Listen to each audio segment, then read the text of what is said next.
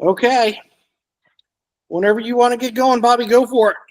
Wednesday night, 8 o'clock. You know what that means? That means it's open house at Quick Fix Golf. That means everybody can benefit from all the information that we put out. It's going to help you play better golf and help you have a lot more fun. Open house tonight is with our guest, Foreward Golf, which is a very unique fitting system that you're really going to like. Very different. In fact, they have a portable system that they can send to you, and you can actually fit yourself. You'll see how that goes. And, of course, here's my business partner here, Darren DeMaile. Taught Nicklaus for 7 years. That's his claim to fame, a bunch of other things. And my claim to fame is I'm rated number 2 in Havana because there's only one other pro. So I got to be at least number 2. If we tried to pronounce his last name for a living, we'd be broke. Oh, yeah. It's wicked smart. Tom Shedzinski. Swedinsky. It's an Irish last name. Marron. Why can't he have a name like Jose Maria or something like that? I can. Well, we've given Tom a hard time the last couple of times, but I do want to highlight that he is a Bill Strasbaugh Award winner. Wow, that's huge. One of the most prestigious awards you can get in the PGA. And if you don't know who Bill Strasbaugh was, he was the ultimate coach. They called him Coach, was his nickname. He was from up here at Maryland. Yeah, exactly. He was from Chevy Chase. Yep. Exactly. And there was this, you want me to get going on the stories here? Go ahead. It was called Target Line USA. So they didn't have a range there. And he taught from a small building, and they'd hit balls onto one of the fairways. And the direction that they were hitting balls, there was this giant flag, an American flag, in the center of town. And he'd call it Target Line USA. And it's pretty unique in that aspect. But more to the point is that Bill Strasbaugh was the ultimate mentor for PGA golf professionals. And Tom's here. He was. Is he there? Yeah, he's here. All right. Well, we're talking about you, Tom. We're saying nice things. We're talking about Bill Strasbaugh. And he's the ultimate mentor for PGA golf professionals. And to get that award, you have to mentor and see your assistant professionals succeed in many different ways. And my old boss, Jack Druga, is the epitome of that as well. And he was a national winner.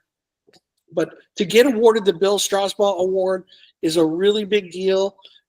I think it's even more important than PGA Professional of the Year. So kudos to Tom that he has that award. We've been given a hard time in the last couple of shows, but he deserves all the credit in the world. You can say something nice, Tom. Tom, I don't think his microphone's working. Okay. All right. Move on. I can't move on. You don't have the slides up. You don't see Srini? I see a slide, but it's a little tiny thing. Okay. We'll talk about Srini. Talk about Srini? Yep. Srini's from India. And Srini developed most of the code and everything for Capital One. Worked for Capital One for almost 20 years. Went out on his own, and he's got 3 patents. And tell you what else. He took over the app that we had that was a mess, and now the app is fixed. And there's some other good news, and I'm not going to say anything because I don't want to jinx it. But it looks like this is gonna be very successful, and you're gonna want to jump in yourselves when you hear about it. We're very lucky to have him. Very lucky. He's a blessing from God for us. And then there's Tee Time Golf Pass. You got to have the Tee Time Golf Pass. There's over 1,000 courses all over the East Coast. You can play for 50% off. I mean, why wouldn't you have one? Yeah, it's for anybody who's an avid golfer. You're going to save so much money here, and we're giving you a nice discount at 10% off. So please take advantage of it. It's going to pay for itself in one round of golf. I promise you that. And you're going to get a lot more with other discounts with several other things. Use our coupon code QuickFixGolf-10, and it'll knock the price down 10%. And tonight we have a special guest, Seth Gregory, who's representing Foreward Golf.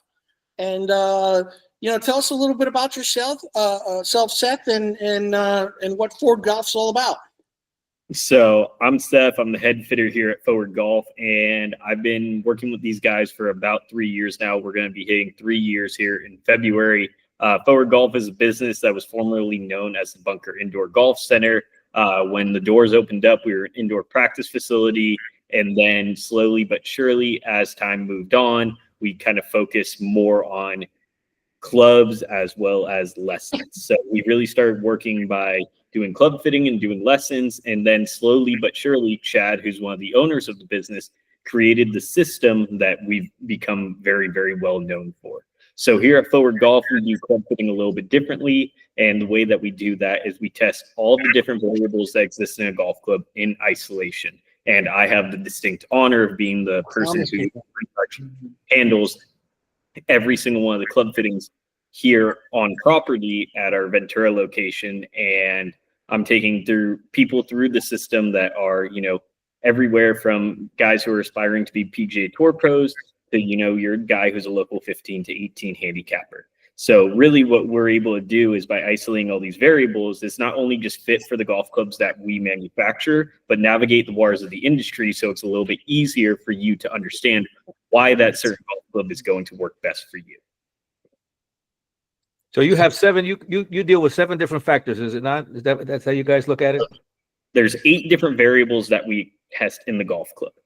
You have sole design, which is the most important. So the bounce of the golf club. We have lie angle, total weight, kick point, flex, swing weight, length, and grip size. And we test all of those in their high, medium, and low fashions and really, really have the ability to really refine a club fitting and write somebody a prescription for a set of golf clubs that they know are going to work. And it's not just a system of, oh, okay, just because he got fit into this based on his club head speed, which we really do not look for, it's not going to really kind of dirty up the waters. It's actually going to make it a lot cleaner for us to be able to give you that perfect prescription. Okay, so tell us a little bit about the process, Seth, and you guys have different steps, right? So, according to the website here, step 1 would be shaft length. So we'll go through all the different steps here and tell us about it. So why shaft length is step 1 and what's going on there? So the one thing with this is this image that you have up here is not current to date with how we currently test. The way that we actually go through it is step 1 is finding sole design. Shaft length is one of those things that we actually test further down the line, but step 1 is going to be sole design because it's essentially finding the perfect puzzle piece that fits to that missing piece of the puzzle. So we test first a high bounce golf club, second a medium bounce golf club, and then third we test a low bounce golf club. And then we have certain ranges and parameters that qualify that certain clubs will fall to high bounce, certain clubs will fall to medium bounce, and certain clubs will fall to low bounce. Because sole design is actually not something that's really ever discussed when it comes to the iron fitting market. Bounce and that kind of variable is discussed more in wedge fitting than it is in iron fitting. Yeah, explain to the gang what that bounce means. So bounce is the relationship of the trailing edge to the leading edge of the golf club. So this golf club that I have in front of me right now is our Foreward Golf medium bounce golf club. So I don't know if anybody can really see that, but you can see it so slightly. This trailing edge is a little bit higher than the leading edge, which is what we constitute as medium bounce.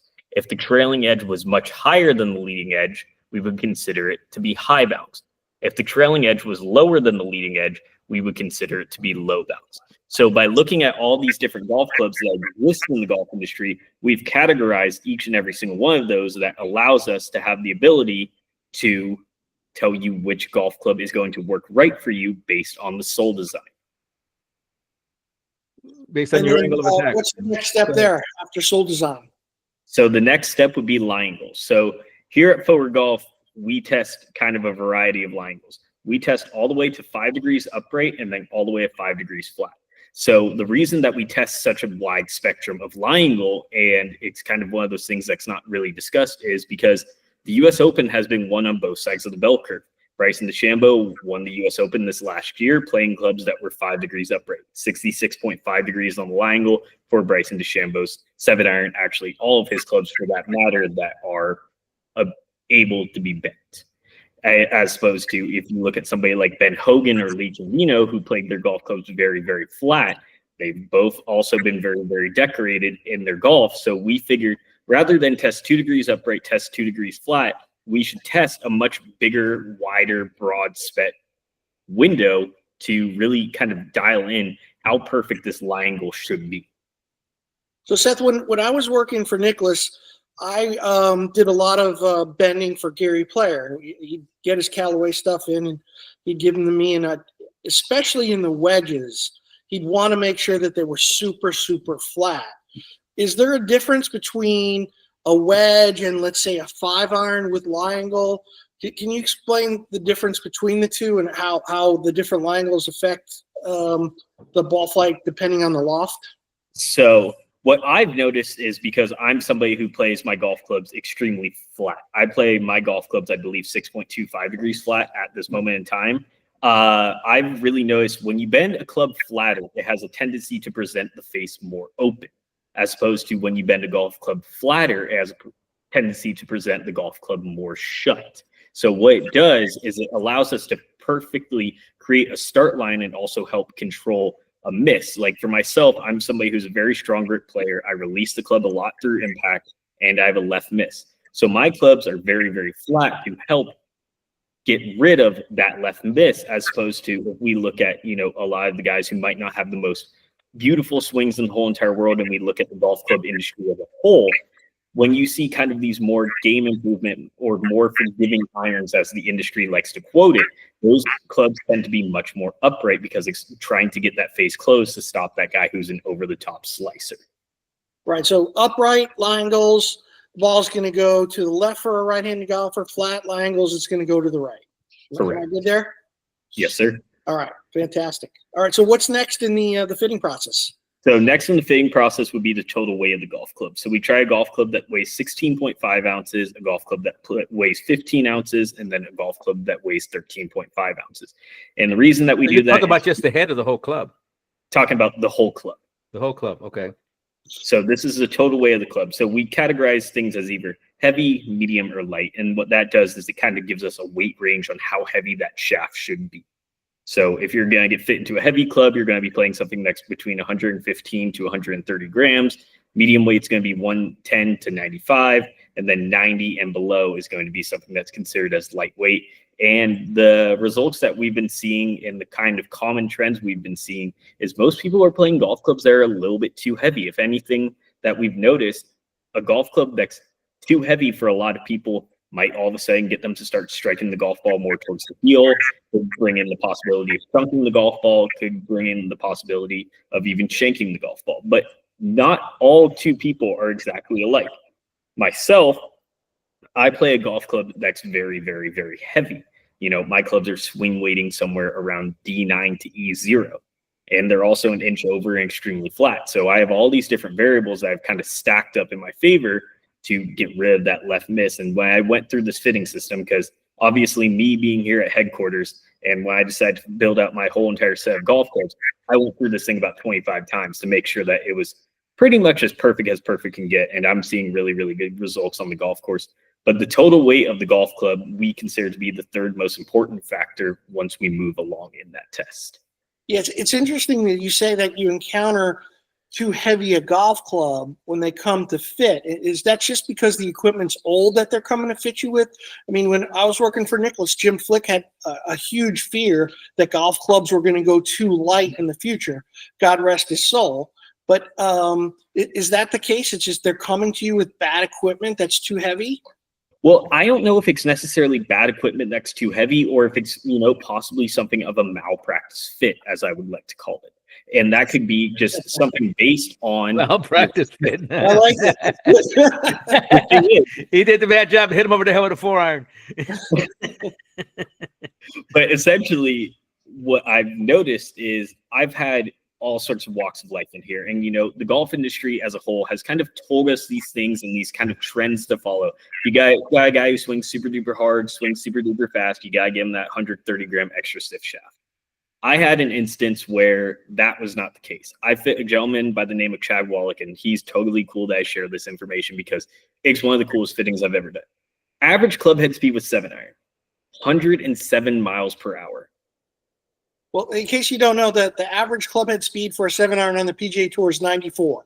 So that's a huge amount. So 13 miles per hour faster than PGA Tour. And the guy was hitting golf balls like he was hitting baladas. Launch angle at 14.2 with 8,000 RPMs of backspin, coming down at 51.5 degree descent angle, carrying the ball 208 yards. Wow. Now, most people are going to go, okay, what did that guy get fit into? Project X 7.0, Nippon Modus 130TX, Dynamic Gold X7. You probably put him in the heaviest, stiffest thing that you could possibly find. No. Chad Wallach got fit into an Aerotech I-95 steel fiber stiff flex shaft.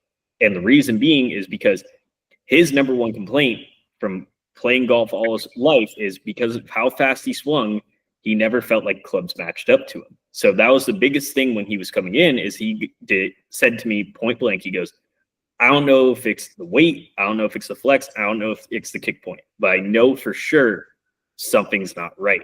Chad's a professional baseball player and hits the golf ball just as good as any PGA Tour pro. And when we went through this, he said to me at the end of it, he goes, because I didn't tell him anything. I did not tell him what he was getting fit into until after the last ball was hit. He goes, please, for the love of God, tell me I got fit into a 70-gram ladies flex iron shaft.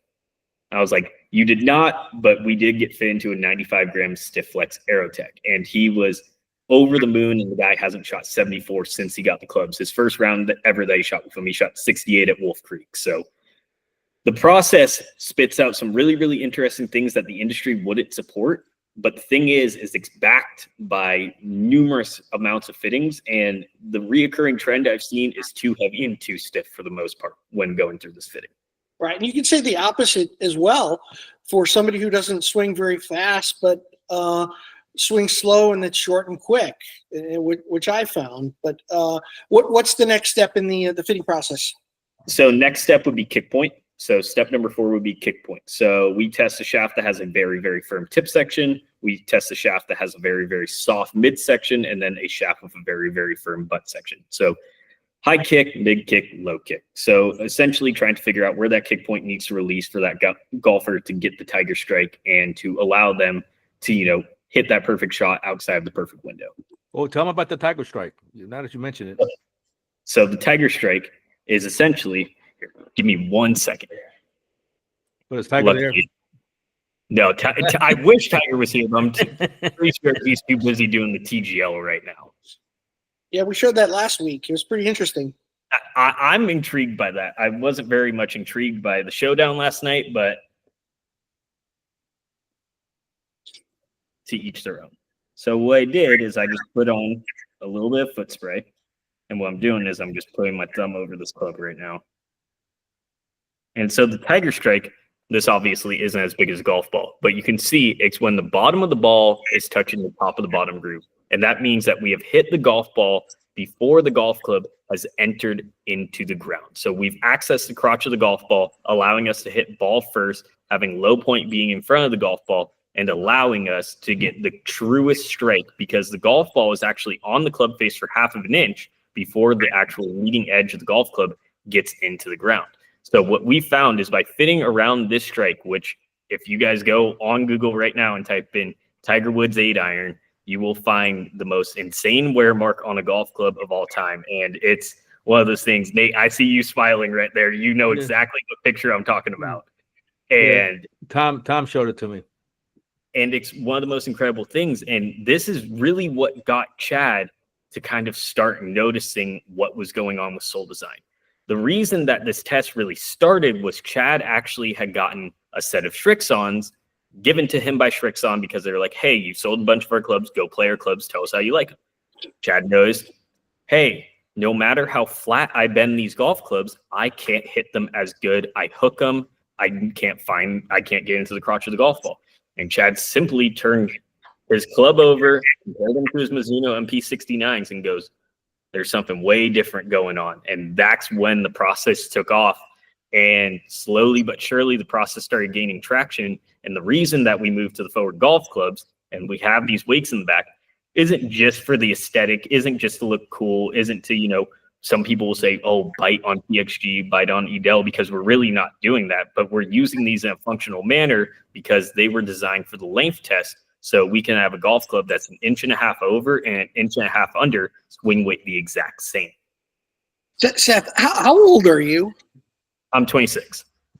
Come on. You're giving us all this great knowledge at 26? What do you do every day? This is great information. Great information. I simply I fit golf clubs Monday through Friday, and then I hang out with friends, drink a couple beers here and there, and just I play golf and I play disc golf. That's pretty much all I do. Let me tell you what, not to say anything different. I mean, I would say the same thing about Seth. But, you know, if you look at some of these kids that are 20 years old and they're landing on aircraft carriers with, you know, young people can do a lot of good things. They really can. And I still believe in a lot of the young people in our country. I think we still have a lot of young people left. We have some that are hot dogs, and they're always that way, you know, but they're still 26 years old. I mean, it's terrific. Yep. It's terrific. All right. What's number 5? Are we at 5, I think? 4, 5. What's next? My favorite 4-letter F word in the game of golf. Grip. So shaft flex. So we've identified now the sole design, the lie angle, the total weight, and the kick point of the shaft. The 5th test that we're going to test is the flex test. So what we do is we test a shaft that's extremely stiff, a shaft that's kind of a middle baseline somewhere right around like a soft stiff, and then we test something that's a little bit softer than a regular. Reason that we test kind of these broad ranges is because shafts are manufactured in these ranges, and on top of it, we've seen really, really good golf live on kind of both sides of it. I fit guys into every flex that you can think of on the market. I fit guys into super duper stiff shafts. I fit guys into super duper flexible shafts. For the matter of fact, I swing just as fast as the guys on the PGA Tour. My shafts, if you would test them on a CPM meter, come out at 285 at 1 inch over, which would be senior flex. So most of the people in the golf industry would go, why in the world would you play that? But what I've noticed is whenever you give me a shaft that's way too stiff, I hit the golf ball up here, above where the tiger strike is. Whenever I get something that's nice and soft, I get it right on the tiger strike every single time. And it's proven to me that it's a legitimate thing, because I have always wondered why, for some reason, I decided when I had my T100s that Chad fit me for 3 years ago, I decided to put 12 grams of lead tape on each and every single one of them. It just, every piece of lead tape I put on, it started feeling better and better and better and better. And then all of a sudden I come to Chad and I go, why do you think I hit my T100s better with 12 grams of lead tape on the back? He goes, because you've effectively made them softer. And I was just like, never in my life did I think adding weight is going to make something more flexible, but in reality, it does. So it was one of those things that I kind of like looked at from my own game, but I've also seen it from a lot of other people's games. Like the thing that I discussed earlier, a lot of people are playing shafts that are way too heavy and way too stiff, but sometimes it's not just the way too stiff part. Sometimes a lot of guys are playing the shaft that might be just heavy enough, but it's just too stiff. I've fit guys who, you know, have been diehard Dynamic Gold X100 players for their whole entire career. We take them through a flex test, and I go, dude, I want you playing an R300. They look at me like I'm a crazy person. And then they're like, dude, you know what? Whatever you say, I trust it. And I've had one of my guys who historically has played X100s for the last 12 years. I put him into a set of R300s. He called me and looked at, and he goes, I could punch you in the mouth because of the fact that I never in my life would have ever tried this without going through this process. Yeah, I think with that, there's a stereotype with shaft flex, Seth, that comes with ego and pride, and some people need a ladies flex if you want to categorize it like that. Yeah. And some people need like a tour play. You know, it's such an ego thing when it comes to shaft flex. And a lot of times what I tell my clients is that L means light. And they don't know that it's really actually ladies flex. but I tell them it's light. And, there's such an ego that comes with it, unfortunately. And that's a barrier that, as a fitter like you've got to get over with the student. So, okay, what's the next step? Let me just one thing real quick. This special report, as you'll see right here, all you members or anybody that has the app, you can go into the special reports section and you'll see this article that was taken out of Golf Digest that supports exactly what he's saying that they had golfers that had 70-mile-an-hour swing speed that hit an X100 shaft better than any other shaft. In the reverse, long drive contest winners that were hitting the ball 400 yards hit a regular shaft better than the triple X they were hitting. So you can read this entire report by just getting our app. Download our app and go into the special report section. Bobby, here's what I'm going to do. I'm going to give everybody who wants to view that special report a free month of premium membership. So, aren't you a nice guy? I'm a nice guy. And if you're listening to this as a recording, just email us and then we'll send you a free month of premium membership because we want you to read that special report. So let us know and we'll make it happen. So we've got the secretary over here writing down the names of the people tonight, and she will make sure everybody has premium membership. What would we do without Leanne? I'll tell you that. I know, exactly. All right, what's next? So the sixth test of the club fitting is the infamous swing weight test. So as golfers, there's been this numeric and alphabetic combination that have all been told a perfect golf club needs to be built to. And that's this infamous thing of D2. So swing weight is a test that a lot of people think is more of a feel thing. D2 is where the club's going to feel the best. But in reality, a lot of people don't need clubs that are D2. So when we go through the iron fitting system, we're testing actually D4, C4, and B4. And the way that we're doing that is by having these weights. If I remove 1 6 gram from the toe and 1 6 gram from the heel, and then redistribute 12 grams into the butt end of the shaft using a counterbalance, I've now effectively made that club weigh the same amount. Balance entirely different. Sorry to interrupt right there. Just because you look at Darren, who's worked with Nicklaus for so long. Nicklaus always had his clubs butt weighted, didn't he, Darren? Yes. Yep. Yes. He always had his clubs butt weighted. I know it, and I did it. So people that don't understand it, they put a weight in the far and take the grip off and put a weight in the far end of the shaft and put the grip back on. Now they have these systems they sell with where you take like a little drill and drill it into the cap of the grip or something, and it's we're looking to get one of those. But it's really helpful because it gets the rear end of the club going backwards, which is what you need in order to square the club face up. So go ahead. I'm sorry. So for some people, like Bobby said, some people do need that rear weighting of the golf club to allow them to release the golf club more properly. So we fit guys into, different swing weights ranging all the way from B4 all the way down to, E4, because we also have the ability to make this club get as heavy as light as 250 grams and as heavy as 290 grams, because we also make 10-gram weights that go into the butt end of this golf club, which would effectively then make that golf club E4.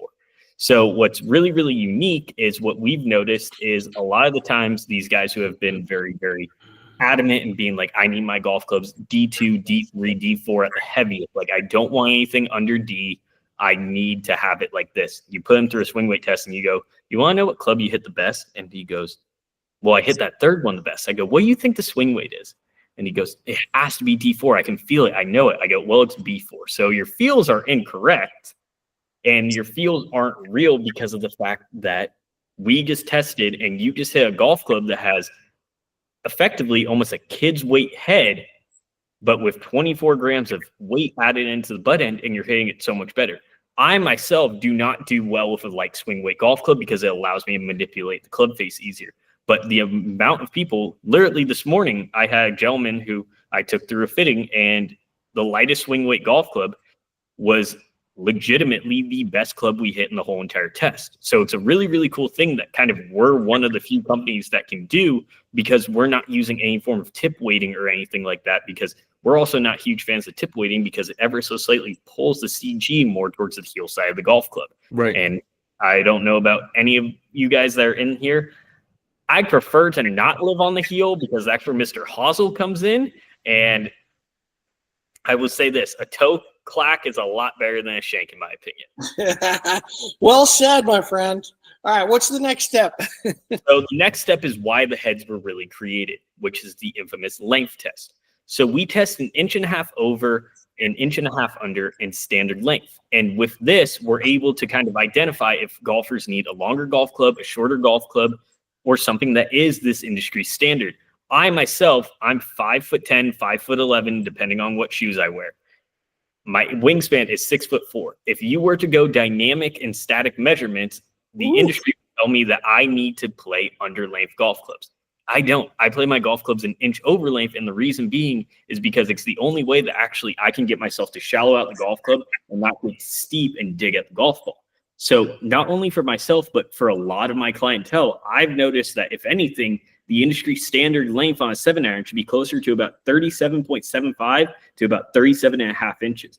I have an opinion that golf clubs are too short. Some people might go, well, isn't it true that if you make a golf club shorter, you're going to be more accurate? Not true at all, because what I've seen more than anything is that a shorter golf club is easier to manipulate, easier to turn over. And for a lot of people, it sacrifices distance, it sacrifices height, it sacrifices ball speed, and it sacrifices spin rate. And here at Foreward Golf, I'm trying to find the most optimal ball flight that allows you to have effective stopping power without hitting the ball too high and or too low. And the thing that is very, very unique to this is that we're able to do this and have them all balance the exact same.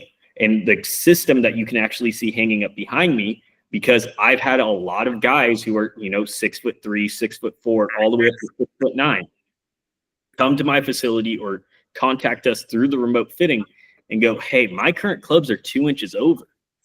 And you ask the guy, how tall are you? Oh, I'm 6'7". Yeah, it's not going to be necessarily the smartest idea for me to send somebody that shorter length system. Hey, they might hit it right, but we've kind of already identified once you reach a certain threshold, a standard length golf club is not going to be the best for you. So we have a whole system that we keep here in-house and we send around the country that is 1.5 inches over in every single one of the variables. Wow. I mean, you're just a wealth of knowledge there, Seth. This is fantastic stuff. Yeah, where's Tom? Does the microphone not work? Tom looks like he's been having some issues kind of coming in. He's trying to the hospital. He's trying to take over the webinar. I noticed that. Just listen in, Tom. We're going to make you proud. I promise you. All right. So where do we stand, Seth? What do we have left? The last and final test is the grip size test. So there's been a couple of different iterations that we've done of the grip size test where we've tested something as big as a Bryson DeChambeau extra large jumbo max grip.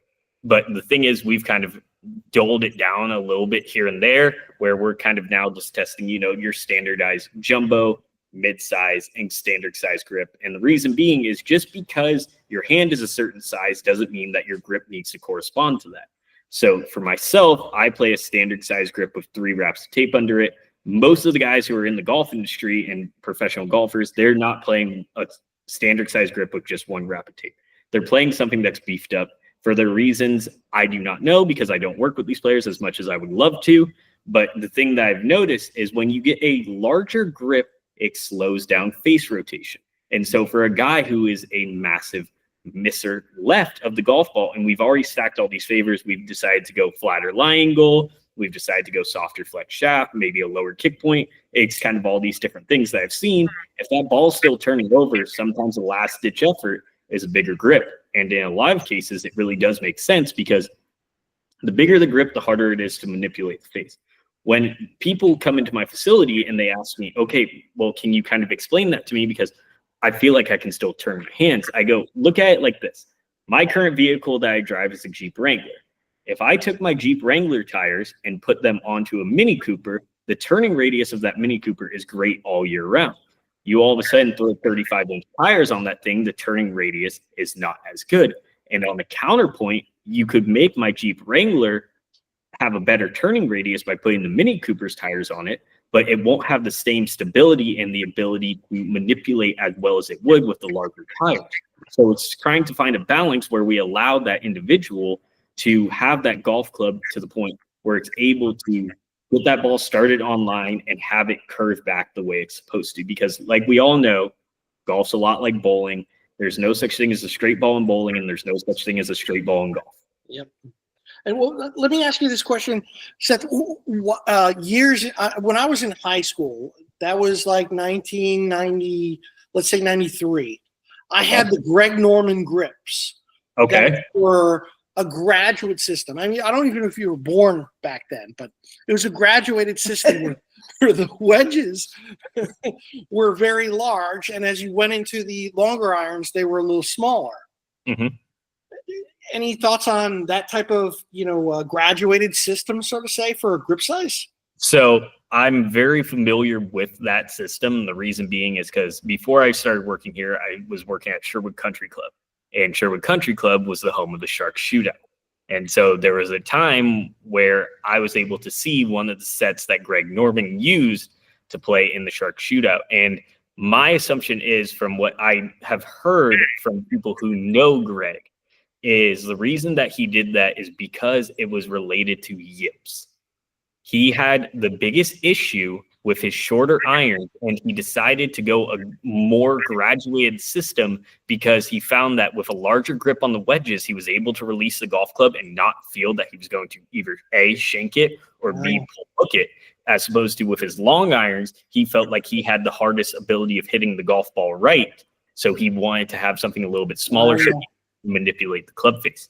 So to me, that makes sense. But in reality, I don't really see that happening too much in the fitting bay. More than anything, what I see kind of happening in my fitting bay is if somebody gets fit into, say, a mid-size or a standard grip, a lot of the times they'll play that down through the wedges. And then once we get up into the woods or something like that, they might bump it up from, say a mid-size to a jumbo, or from a standard to a mid-size, just to get that face a little bit less from getting closed. But that might go against kind of this graduated system, because now the longer length of the golf club, the smaller the grip would be. But I've noticed for myself particularly, I go with much larger grips on my woods as well, because I've noticed the longer the golf club, the bigger the miss for me because of speed. But at the same time, it's a really, really unique thing where it's like, I'm going to bring that up to Chad tomorrow, and we're going to definitely talk about that, because it's going to be probably something that might get discussed with us at some point, just like all the different facets of the golf industry. Oh, staggered stance, and then, half-inch increments of length versus quarter-inch increments of length versus single length. Those are all these questions that I get asked in the golf industry every single day, because different pros have tried it and it has worked for them, but it doesn't necessarily, it means that it's for you. And that's kind of the whole entire system as a whole.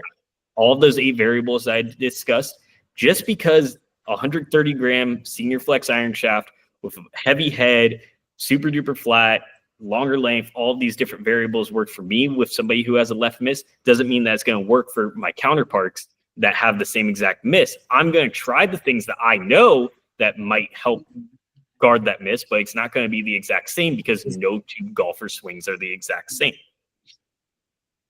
Yeah, I grip the club in the fingers, so I like to use a really small grip. But what about that?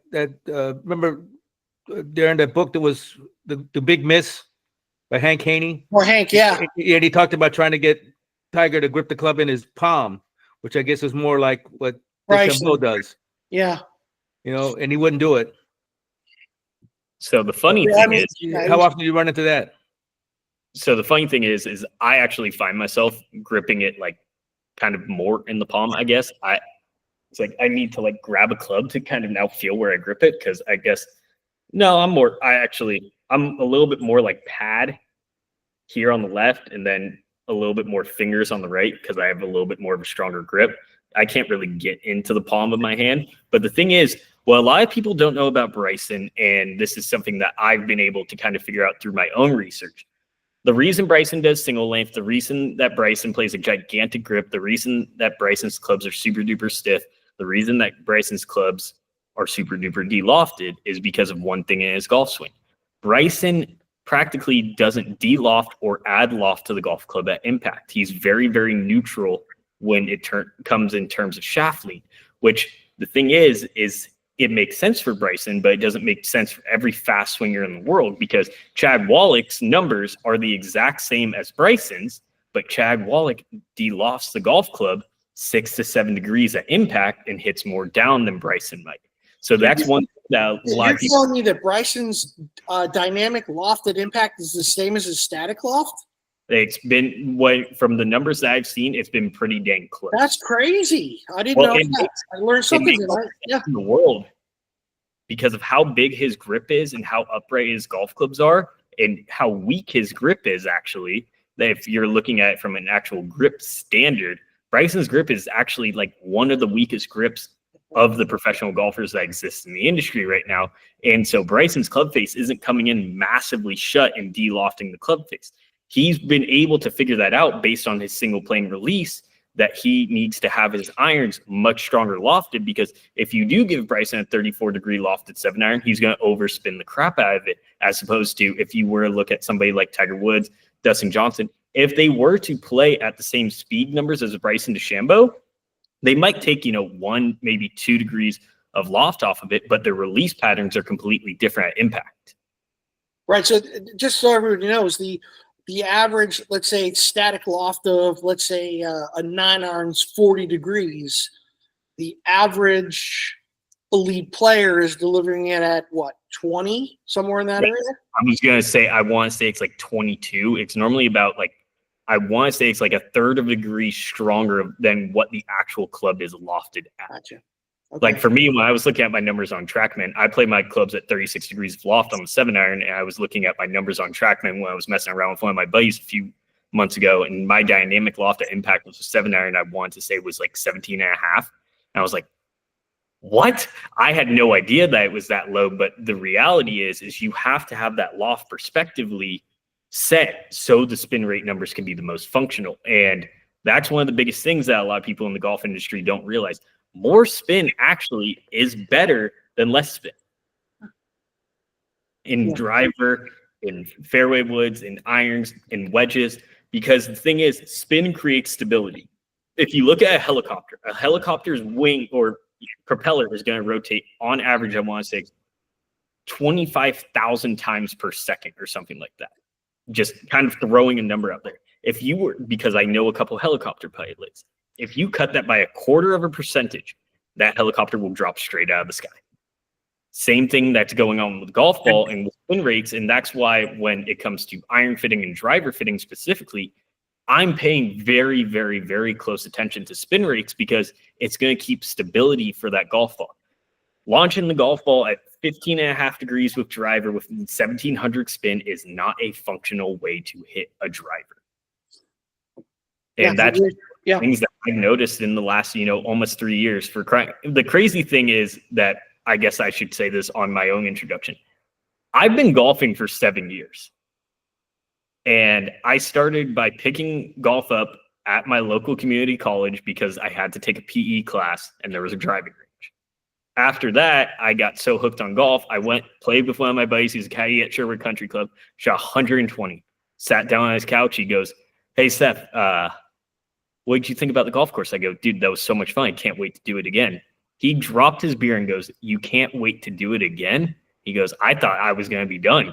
And he goes, "Well, it looks like we got to go to work." And slowly but surely that created the process of this beast who I've kind of become. And essentially I started working at Sherwood Country Club, found out who Chad and the guys at Foreward Golf were, got fit, actually didn't get fit the first time. I got told I need a 12-pack of lessons or I need a set of hybrids because of the way that I was releasing the golf club. And I thought that these guys were crazy. And here I am, 4 years since that last experience, and, very, very thankful to be here. But it's the reality that this industry that we all exist in, there's a lot of untold stories. There's a lot of unknown things that we at Foreward Golf are starting to pick up on. And, guys like John Sinclair over at TPT, we're starting to see really, really cool and valid things.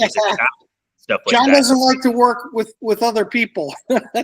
We had John on a couple years ago. He was fantastic. But he's a very tough nut to crack. Yes, exactly. He was great, though. Don't get me wrong. He was great. We loved every second of it, but he's fantastic. So what we're going to do is open up the mics for a few questions. Let me throw a question in there real quick. And then you can tell us how people can reach you and get some get some information on that. So, anybody have any questions that they want to ask? I got one right here. Go ahead. We had a video we saw that Darren gave me of Freddie Couples, where his 7-iron on down and the rest are hybrids. What, do you see a lot of that? And do you guys make hybrids or is it strictly irons? So we currently only manufacture 4-iron through pitching wedge, but I have definitely done my fair share of fitting guys all the way down to an 11 wood, all the way down to a 6 hybrid, 7 hybrid, even in some cases an 8 hybrid. You know, right here, not very far away from me, is this company that essentially started the vision of Foreward Golf was KZG. They were the first company that we actually started. Yeah, we've had them on the show too. And so this is the KZG H370. They make a good hit. It's a 42-degree hybrid. So it's a 9 hybrid.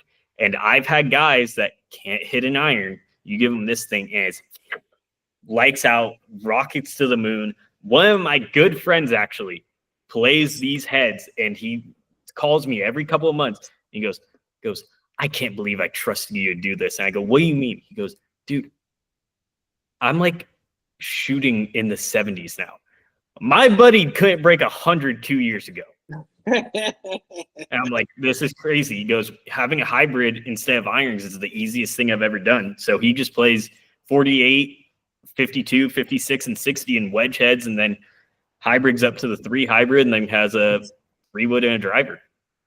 That's fantastic. All right. Is it, as long as it works. Oh, 100%. But it's not for everybody, but Right. if it works, it works. Are we getting any other questions from the peanut gallery here? What do we got? Now's your chance. I mean, Seth is a wealth of knowledge here. And if you don't ask a question, I'm going to ask one. Go ahead. Nobody's going to ask a question? Am I scary? No, I'll ask a question. It's that mustache that throws everyone off. I mean, there's so much information there. I'm dying to look at my own clubs now to see what the heck I got, right? So You throw them out. it's PXT. Take your gloves and throw them out. Get it who's said now. Well, I mean, like, I can finally fit it, the PXTs, you know? So I'm like, yeah, we'll see. But question on like the wedges. Like, I'd like to have all the same clubs, kind of all the same style. All the way through. And the wedges are always like, they always have like all special wedges, different wedges. And to me, it's confusing and kind of old school with a head. It kind of feels the same. What's your thoughts on changing kind of models and that kind of thing? So when it comes to a wedge head, there's kind of 2 different ways that we kind of look at it. You know, a lot of sets go 4-iron down to pitching wedge. Some sets get down to the gap wedge, and even some sets are now starting to get down to the sand wedge. So the one thing that we've noticed as a company is, okay, we kind of see that there's kind of this missing link in kind of this wedge world. And, you know, slowly but surely, we've been starting to kind of use our own information that we've gathered from fittings and, you know, really try to start looking at the idea of, you know, making something that is kind of a blend between an iron style head and a wedge style head, where it's going to kind of give you the same look and same feel. But really the reason is because if you look at, let me take a guess. Hosel length. Hosel length is a huge factor in terms of looking at wedges, for sure. And the other thing is the amount of offset versus onset that exists in wedges. And what we've noticed a lot with people who might kind of experience what you're dealing with, Nate, is a lot of the times your irons could have more offset than your wedges, or your wedges could have more offset than your irons. There's kind of all these different variables that could exist in that. For myself, I don't think I could ever get rid of a traditional wedge head, because whenever I see an iron head, I'm going to go at it full. With my wedges, I tend to knock them down and not swing at them full. But it's kind of one of those things where it's kind of really, really interesting. And it's kind of a market that we're starting to work our way into, but it's not something that we've kind of fully figured out quite yet, because for crying out loud, these Foreward Golf iron heads have not even been around for 2 years. So does this apply to just better players, or are you going to relate to some of the newer golfers? So the biggest thing that I can say as a club fitter, because I've had my experiences, I've had stuff happen in my fitting days where it's, yes, the system is for everybody, but it's under certain constraints.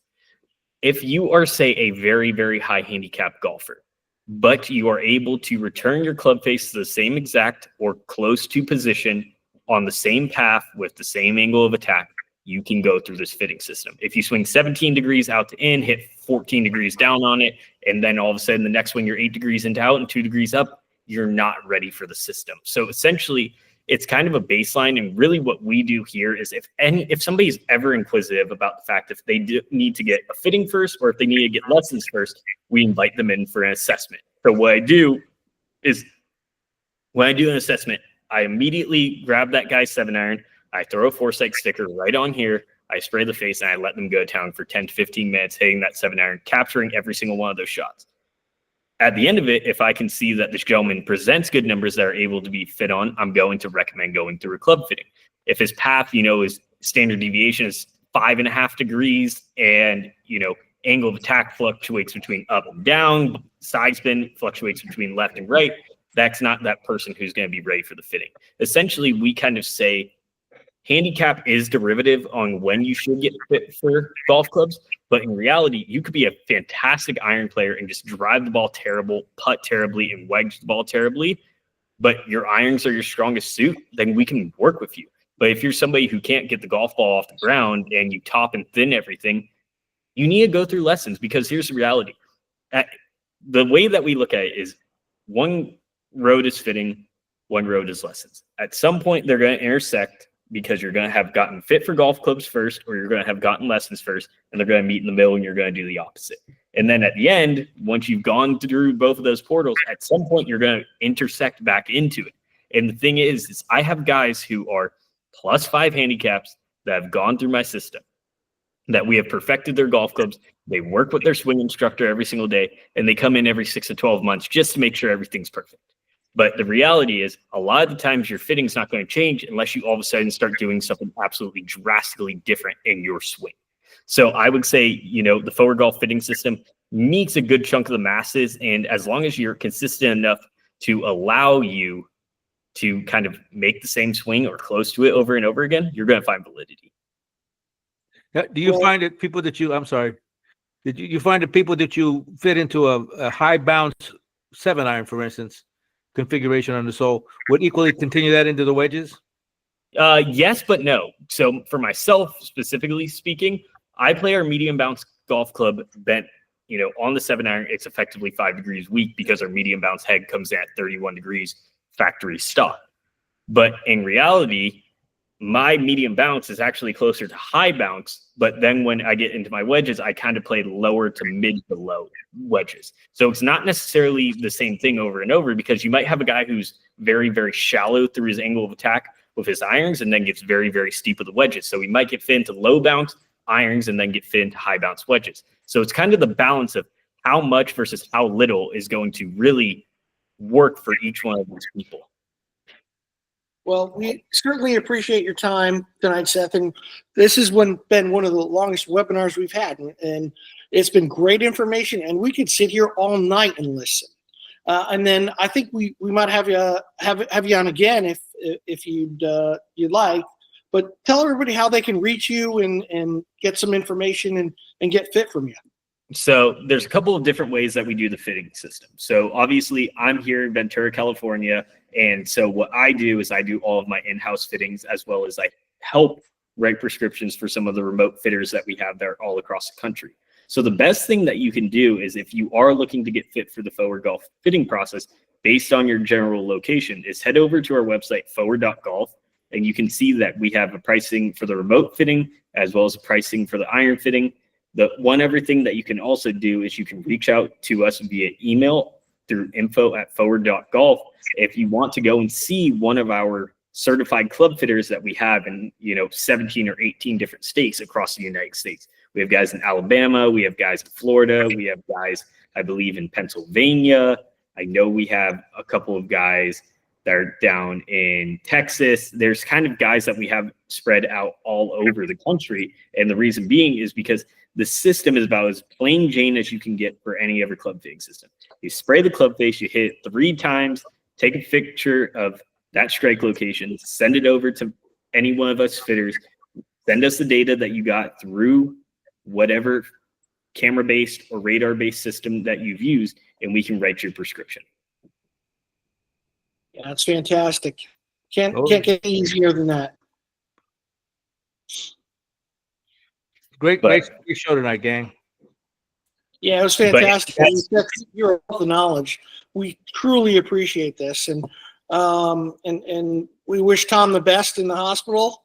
Hopefully, he's feeling a little bit better, and we appreciate him reaching out and connecting you with us. So, hopefully, we can get some people giving you a shout, and we're going to post this on our app, so everybody who's got a download of our app can watch this.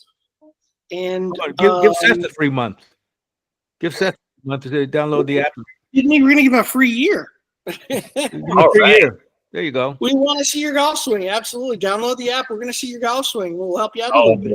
I mean, we don't need to see that. We do not need to see that. That does not need to just search for Quick Fix Golf on the App Store. Just go to search for Quick Fix Golf, all one word. Oh, trust me. I'm gonna hop on and download it as soon as I finish up with you guys. But what I want to say most importantly, is thank you guys for having me on the show tonight. It's been very, very cool to kind of chat, hang out with you guys. I'd love to come on at some point. Maybe what we could do is something if you guys decide, hey, I want to go through the club fitting system. Maybe there's something where I can hop on here and, if you guys have a fitting bay that you have local to you, I could literally fit you guys from afar and have the people watch in live. Wow, that'd be terrific. Love to do that. So I'll see if I can set something up like that. Are you guys going to be at the PGA show by chance? I don't know if we're going to be at the PGA show in Florida. I think there's a chance we might go to the northern one. So the one that's in February, I think it's in Michigan or something like that, that our buddy Adam Ellison helps run. So we might be at that one. If we are, I'm very, very scared because I've never been in weather sub 18 degrees in my whole entire life. And either Michigan or Minnesota, wherever it is in the winter time, I'm going to be packing every warm layer that I have to put on my body to do it. But yeah, I think the goal is for us to be at one of the PGA shows. Essentially what we're trying to do is we're just trying to get the system out there and collect as much data as we can, because the reality is the system's only as good as what data it's able to collect. And if we can find real reoccurring trends that exist in the golf industry and make our fitting system something for everybody who exists in the golf industry to be able to use, it's going to be something that allows the golf industry to change for the better, rather than just having these preconceived notions based on what we've been told for the last 30 years. Like you said, that Golf Digest article, what's the right shaft flex for you? You can't tell me what the right shaft flex for you is unless you've hit all of them. No one's going to ever hand Tiger Woods, Scottie Scheffler, Rory McIlroy, Bryson DeChambeau, the list goes on, a regular flex iron shaft. And the reason being is because they're all scared to do so, because if they hit it good, they're going to go, what's my career been my whole entire life? You're right. Let me tell this Nicklaus story. You probably know this story, Darren, I'm sure. But Nicklaus had his clubs. There was a trailer there by the golf tournament, and they just came out with the ability to flip clubs, where you could check them on a CPM or what have you. And they flipped his clubs, and they were regular shaft, and he didn't know it. And he left all aggravated and pissed. I'll tell you the real story behind that. When I was working at the Bears Club for Nicklaus, and we got to go. This is getting late, but we had Chris Dempsey, CM D Golf, and that's right when TrackMan came out. And this is probably not a story I should tell. Not a good idea to tell the story. Okay, thanks for your time, Seth. And it's all good. Yeah, I don't want to throw people under the bus, actually. No, you don't have to do that. But so yeah, we appreciate your time, and we hope to have you on again. And you're the best. I mean, for your age, I mean, you've got a wealth of knowledge. So keep it going. Keep studying. Keep doing what you're doing. Gentlemen, thank you guys so much for having me on. I look forward to hopping on next time. And gentlemen who stayed and hung out and watched the show, we appreciate all of you guys, and hopefully we can get a bigger audience next time, and we can share the word of where good golf lives. Yeah, we're gonna do it. All right, thanks, bud. Take care, gentlemen.